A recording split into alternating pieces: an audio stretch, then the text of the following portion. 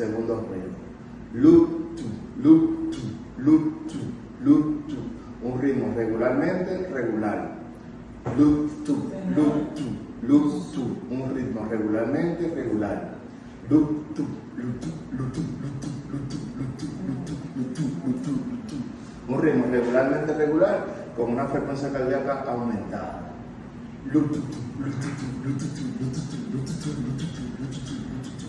Un ritmo irregularmente regular. ¿Por qué? Porque tiene R1, R2 y un R3 agregado. Siempre se mantiene el R1, R2 y el R3, por eso es regular.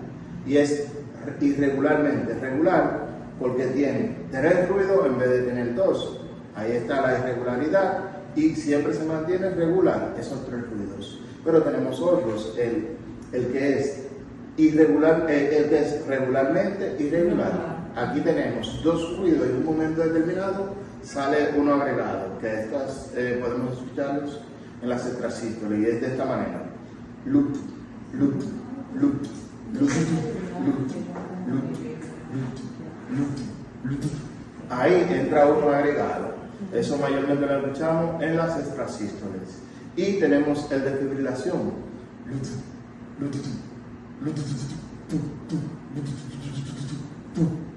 Eso es un ritmo irregularmente irregular. Ahí tenemos 4 tipos de ritmos cardíacos. Ahora bien, ya.